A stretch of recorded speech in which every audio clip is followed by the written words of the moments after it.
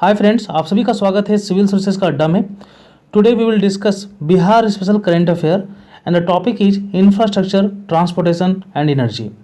This is the fourth video in our series with Bihar special current affair और सारे के सारे कंटेंट जो है वो परीक्षा मंथन किताब से लिए गए हैं। तो आई होप ये आपके प्रिपरेशन में कहीं ना कहीं एक रिविजन की तरह काम करेगा।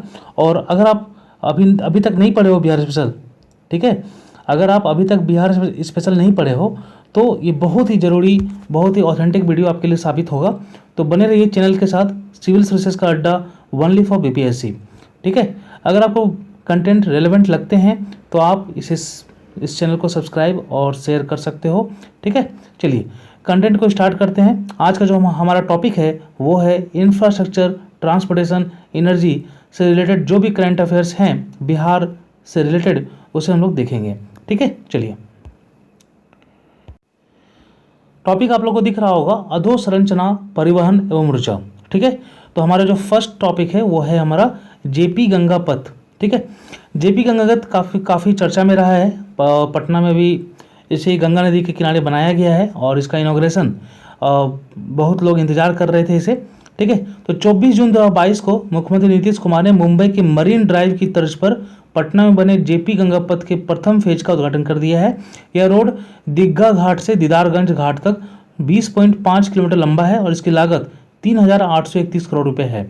इस सड़क को 4 फेज में तैयार किया जा रहा है और पहले फेज का उद्घाटन नीतीश कुमार जी ने 24 जून को किया था। ठीक है, पहला फेज जो है वो पटना के दीघा से, ठीक है, पटना मेडिकल कॉलेज अस्पताल यानी पीएमसीएच तक 7.5 किलोमीटर लंबे पथ का काम पूरा हो गया है, जिसका मुख्यमंत्री ने उद्घाटन कर दिया। यानी दीघा से पीएमसीएच फर्स्ट फेज है। टोटल जो है वो दीघा से जो है दीदारगंज घाट तक है 20.5 किलोमीटर। ठीक है, कब इसका उद्घाटन किए हैं तो 24 जून 2022। ये 3 पॉइंट आपको याद करना है। ठीक है, चलिए नेक्स्ट हम लोग का क्या है, गांधी सेतु। 7 जून 2022 को बिहार राज्य के पटना में केंद्रीय सड़क परिवहन एवं राजमार्ग मंत्री नितिन गडकरी और राज्य के मुख्यमंत्री नीतीश कुमार ने महात्मा गांधी सेतु के पूर्वी छोर का लोकार्पण किया। यह देश में 35 साल तक सबसे लंबा पुल रहा है जो 5 साल बाद बनकर तैयार हुआ है। ठीक है, इसे सीमेंट की जगह स्टील से बनाया गया है। यह सेतु देश का सबसे बड़ा स्टील ब्रिज है। ठीक है, जो 5.6 किलोमीटर लंबा है। लंबाई आपको यहाँ पर देखना है, 5.6 किलोमीटर है। देश का सबसे बड़ा स्टील ब्रिज है। ठीक है, और 35 साल पुराना है। ठीक है, और पूर्वी छोर का लोकार्पण किया है, उद्घाटन किया है नीतीश कुमार जी ने और नितिन गडकरी जी ने। ये चीज़ें आपको याद करना है और डेट आप लोग को याद करना है 7 जून 2022। 24 जून को ये आपका जेपी वाला का हुआ था, 7 जून को गांधी सेतु का पूर्वी लेन का उद्घाटन हुआ है। नाउ बिहार में 6 रोपवे। जी हाँ, फाइनेंशियल ईयर जो 2022-23 जो है, ठीक है, इसमें बिहार में निर्माणाधीन 6 रोपवे गया के प्रेतशिला पर्वत में, डुंगेश्वरी पर्वत में, ब्रह्मयोनी पर्वत में, जहानाबाद के वानावर पर्वत में, कैमूर का मुंडेश्वरी पर्वत में और रोहतासगढ़ किला। ठीक है, इसका निर्माण कार्य पूरा कर लिया जाएगा। ठीक है, इसी वित्तीय वर्ष में यानी 2023 खत्म होते होते 2023 के मार्च तक ये 6 रोपवे का निर्माण कार्य पूरा हो जाएगा। विदित हो कि इसके साथ ही गया की डुंगेश्वरी पर्वत पर भगवान बुद्ध और फल्गु नदी में भगवान विष्णु की विशालकाय प्रतिमा लगाई जाएगी। ठीक है, तो चीज़ें जो आपको यहाँ पर याद करना है वो ये याद करना है कि निर्माणाधीन 6 रोपवे हैं। कहाँ कहाँ है, गया में ही जो है वो 4 हैं, एक कैमूर में है और एक रोहतासगढ़ किला में है। ठीक है, तो गया में जो पर्वत है, प्रेतशिला पर्वत, डुंगेश्वरी पर्वत, ब्रह्मयोनी पर्वत, ये सब पर्वतों का नाम आप लोग को थोड़ा सा माइंड में रखना पड़ेगा। ठीक है, और जहानाबाद का वानावर पर्वत। ठीक है, तो ऐसे भी क्वेश्चन आ सकते हैं कि हाल ही में वानावर पर्वत चर्चा में रहा है, ये किस जिले में पड़ता है। ठीक है, तो चीज़ों को समझने की जरूरत है पॉइंट बाय पॉइंट, और इस प्रकार आपकी तैयारी अच्छे तरीके से हो सकेगी। ठीक है, तो कैमूर का मुंडेश्वरी पर्वत, जहानाबाद का वानावार पर्वत, रोहतासगढ़ किला, ठीक है, प्रेतशिला, डुंगेश्वरी और ब्रह्मयोनी पर्वत जो है ये आपका गया में है।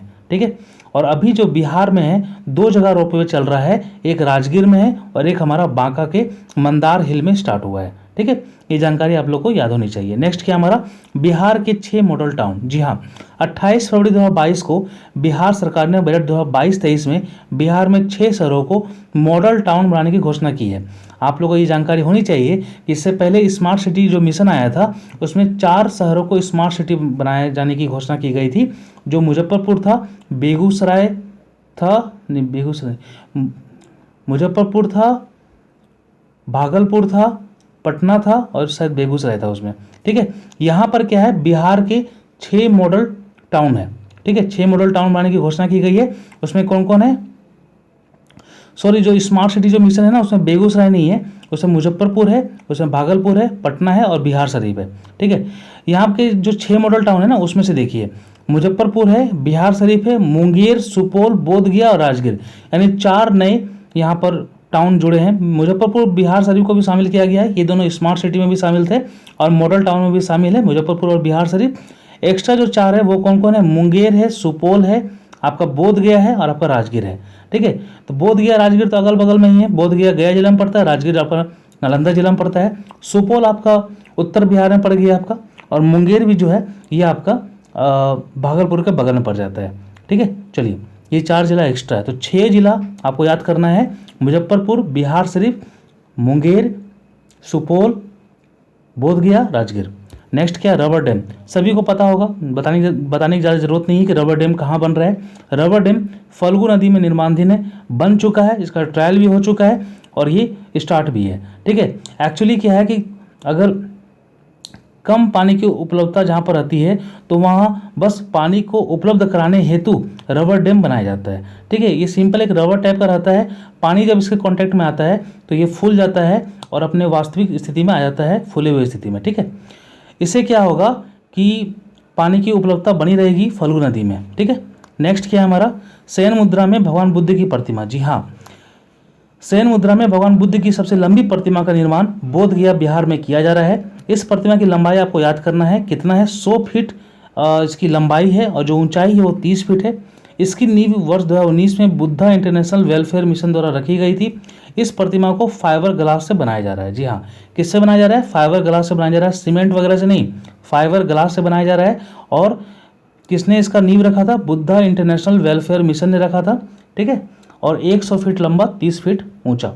ठीक है, चलिए नेक्स्ट जो है हम लोग, बिहार में प्रथम फायर ब्रिगेड ट्रेनिंग इंस्टीट्यूट की स्थापना। अप्रैल 2022 में बिहार सरकार ने राज्य का पहला फायर ब्रिगेड ट्रेनिंग इंस्टीट्यूट की स्थापना की। ठीक है, और ये स्थापित कहाँ पर हुआ है, बिहार का पहला फायर ब्रिगेड ट्रेनिंग इंस्टीट्यूट ये राज्य के बिहटा में हुआ है, पटना के बगल में पड़ता है। यह राज्य के दमकल कर्मियों को क्षेत्रीय स्तर पर प्रशिक्षण देगा। ठीक है, चलिए कहाँ पर हुआ, बस इतना याद करना है, बिहटा में हुआ है। नेक्स्ट हमारा पहला 4 लेन ग्रीनफील्ड एक्सप्रेसवे। जी हाँ, उत्तर एवं दक्षिण बिहार को जोड़ने के लिए एक एक्सप्रेसवे बनाया जाएगा। ठीक है, जो 205 किलोमीटर का होगा और ये पटना से, औरंगाबाद से पटना होते हुए दरभंगा तक जाएगा। ठीक है, बिहार के किसी भी कोने से पटना 4 घंटे में पहुंचना संभव हो सकेगा जब ये एक्सप्रेसवे बन जाएगा। ठीक है, औरंगाबाद से पटना होते हुए ये दरभंगा तक जाएगा। ठीक है, चलिए औरंगाबाद से दरभंगा याद रखिएगा, 205 किलोमीटर। चलिए नेक्स्ट क्या हमारा, जैविक कॉरिडोर की घोषणा। ये सब चीज़ों को याद करने की जरूरत है क्योंकि 65वीं बीपीएससी में ऐसे क्वेश्चन आ चुके थे। ठीक है, और यहाँ वही चीज़ों को बताया भी जा रहा है। बिहार के गंगा नदी के दोनों किनारों पर जैविक कॉरिडोर का निर्माण किया जाएगा जिसमें कुल 13 जिलों को शामिल किया जाएगा। ठीक है, इस योजना में किसानों को जैविक खेती के लिए कृषि इनपुट अनुदान तथा निःशुल्क प्रमाणीकरण की सुविधा दी जाएगी। यानी जो भी चीज़ें जरूरत पड़ती है, ठीक है, वो सब चीज़ें जैविक खेती के लिए किसानों को दिया जाएगा राज्य सरकार की तरफ से, और 13 जिलों को इसमें शामिल किया गया है। गंगा नदी के दोनों किनारों पर ये होगा। ठीक है, नेक्स्ट हमारा बौद्ध और जैन सर्किट। बिहार राज्य पथ परिवहन निगम ने बौद्ध और जैन तीर्थ स्थलों के लिए इलेक्ट्रिक बसें चलाने की घोषणा की है। जी हाँ, विदित हो कि बस का परिचालन पटना से राजगीर होते हुए बोधगया तक किया जाएगा। यानी पटना से राजगीर होगा और फिर राजगीर में बौद्ध जैन धर्म का दर्शन करते हुए अपन बोधगया आएंगे। और बोधगया में भी वहाँ पर बौद्ध धर्म भी का भी मंदिर है और जैन धर्म का भी मंदिर, लेकिन मेनली जो वहाँ पर बौद्ध धर्म का मंदिर है। तो इस प्रकार ये सर्किट जुड़ जाएगा। ठीक है, चलिए नेक्स्ट क्या है, बांका के मंदार में बिहार का दूसरा रोपवे शुरू हो गया। ये मैं आपको स्टार्टिंग में बता चुका हूँ। ठीक है, तो बस जानकारी बस इतनी रखनी है कि दूसरा रोपवे बांका में है, मंदार हिल में है और 21 सितंबर 2021 को ये स्टार्ट हो गया है। ठीक है, चलिए इसके साथ क्या है कि ये राजगीर के बाद बांका जो है वो राज्य का दूसरा रोपवे है राजगीर के बाद। चलिए 7,700 करोड़ रुपए की लागत से बनेगा बिहार का पहला ग्रीनफील्ड एक्सप्रेसवे, जो मैंने अभी डिस्कस भी किया था। ठीक है, उसी को थोड़ा सा एक्सप्लेन में यहाँ बताया गया है। उत्तर बिहार से दक्षिण बिहार को जोड़ने वाली सड़क जो राज्य का पहला ग्रीनफील्ड एक्सप्रेसवे होगा का बनने का रास्ता साफ हो चुका है। मुख्यमंत्री नीतीश कुमार के अनुरोध पर केंद्र सरकार ने इसे नेशनल हाईवे का दर्जा दे दिया है। औरंगाबाद के आमस जीटी रोड से दरभंगा के जयनगर के बीच बनने वाली करीब 189 किलोमीटर, ठीक है, लंबी रहेगी ये, और बिहार के तीनों एयरपोर्ट गया, पटना, दरभंगा को ये जोड़ेगा। सड़क निर्माण का कार्य 2024 तक पूरा करने का लक्ष्य है। ठीक है, चलिए आप लोग ये देख लिए, दरभंगा का जयनगर तक ये जाएगा, ये चीज़ों को याद करने की जरूरत है। नेक्स्ट क्या है, बिहार में तैरता बिजली घर। जी हाँ, बिहार के दरभंगा और सुपौल में तालाब के ऊपर तैरता हुआ बिजली घर बनाया जा रहा है। दोनों ही शहरों पर बन रहे बिजली घरों को जल जीवन हरियाली अभियान से जोड़ा जा रहा है। ठीक है, दोनों ही बिजली घरों को फ्लोटिंग सोलर पावर प्लांट के तहत बनाया जा रहा है, जिनमें 2 मेगावाट से अधिक सोलर बिजली का उत्पादन होगा। ठीक है, तो दरभंगा और सुपौल में फ्लोटिंग सोलर पावर प्लांट बनाया जा रहा है। ठीक है, बिहार में पहली बार 1 मेगावाट से अधिक का फ्लोटिंग सोलर पावर प्लांट बनाया जा रहा है। ए एनर्जी प्राइवेट लिमिटेड नामक कंपनी इस परियोजना पर काम कर रही है। ठीक है, नेक्स्ट क्या है, पटना में बनेगा विश्व का चौथा पावर म्यूजियम। ठीक है, विश्व का चौथा पावर म्यूजियम कहाँ बनेगा, पटना में बनेगा। जी हाँ, करबिघिया थर्मल पावर स्टेशन परिसर में वर्ष 2023 तक विश्व का चौथा और देश का पहला पावर म्यूजियम कॉम्प्लेक्स बनकर तैयार हो जाएगा। ठीक है, यह म्यूजियम कॉम्प्लेक्स लगभग 5.5 एकड़ में होगा। कितना एकड़ में होगा ये जानकारी आपको नहीं है, आपको जानकारी ये रखनी है कि कहाँ पर बनेगा विश्व का चौथा पावर म्यूजियम, तो करबिघिया थर्मल पावर स्टेशन के अंतर्गत बनेगा और पटना में बनेगा। ठीक है, नेक्स्ट क्या है, ऐतिहासिक लुक में दिखेगा दरभंगा रेलवे स्टेशन। जी हाँ, दरभंगा रेलवे स्टेशन का रिनोवेट किया जाएगा और पुरानी दिल्ली, मुंबई, लखनऊ और पटना जैसे रेलवे स्टेशनों की तर्ज पर दरभंगा को भी एक ऐतिहासिक, ठीक है, लुक दिया जाएगा। रेलवे दरभंगा जंक्शन स्टेशन के भवन को भारत के सबसे खूबसूरत महलों में से एक दरभंगा राज्य के लक्ष्मेश्वर विलास पैलेस की तर्ज पर बना रहा है। ठीक है, लक्ष्मेश्वर विलास पैलेस जो है ना, उसी की तर्ज पर दरभंगा स्टेशन का जो है उस मतलब क्रियाकलाप किया जा रहा है। ठीक है, और इस प्रकार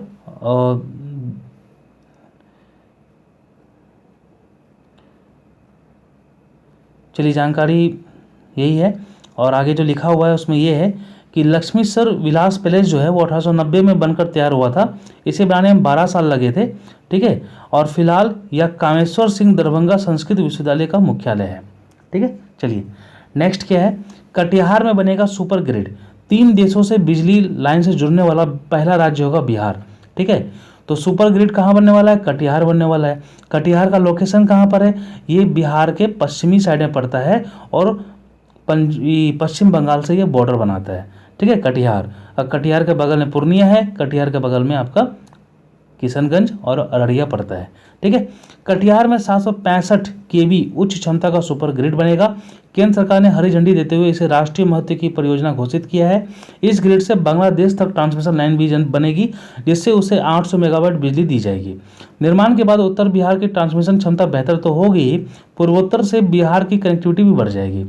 4,300 करोड़ रुपए की इस प्रोजेक्ट की पूरी राशि केंद्र वहन करेगा। बांग्लादेश से बिजली ट्रांसमिशन लाइन से जुड़ने के बाद बिहार देश का पहला ऐसा राज्य होगा जो 3 देशों से सीधे जुड़ेगा। ठीक है, एक हो गया हमारा भूटान, एक नेपाल और हमारा एक क्या बोलते हैं बांग्लादेश। ठीक है, चलिए जानकारी बस इतनी रखनी है कि कटिहार में बनेगा सुपर ग्रिड और 3 बिहार देश का पहला राज्य बन जाएगा बिहार, जो 3 देशों से जुड़ेगा बिजली के कारण। देश में पहली बार राजगीर व बोधगया में 24 घंटे सोलर ऊर्जा से बिजली आपूर्ति की जाएगी। जून 2023 से मिलेगी सुविधा। ठीक है, बिहार देश का पहला राज्य होगा जहां 2 महत्वपूर्ण शहरों राजगीर व बोधगया में 24 घंटे हरित ऊर्जा की आपूर्ति होगी। जी हाँ, ऊर्जा मंत्री जो हैं वो तो अब चेंज हो गए हैं। आपको कमेंट सेक्शन में ये बताना है कि हाल फिलहाल में ऊर्जा मंत्री कौन है। उन्होंने कहा कि अभी देश में किसी शहर में 24 घंटे हरित ऊर्जा से बिजली आपूर्ति नहीं हो रही है। राजगीर और बोधगया में 24 घंटे हरित ऊर्जा से ही बिजली दी जाएगी। इसके अलावा पटना के कुछ खास हिस्सों को भी हरित ऊर्जा से बिजली आपूर्ति होगी। तो ये जानकारी आप लोग को मेरे द्वारा दी गई थी। ठीक है, और इसे मैंने आप लोगों के सामने रखा। आई होप आप लोगों ने काफ़ी अच्छे से एंजॉय किया होगा और जो भी मेन पॉइंट्स आपको इस टॉपिक से देखने को मिले हैं, आप उसे कृपया अपने पॉइंट नोट करके लिख ले अपने कॉपी में और थोड़ा सा रिवीजन कर ले डाटा को, फैक्चुअल्स पॉइंट को, क्योंकि यही चीज़ें पूछने की संभावना काफ़ी ज़्यादा बनी रहती है। ठीक है, कंटेंट्स मैं आपके लिए लाया हूँ, कृपया सपोर्ट कीजिए। रिलेवेंट लगता है तो शेयर कीजिए और सब्सक्राइब कीजिए, नहीं लगता है तो कोई दिक्कत नहीं है। Thanks, have a nice day.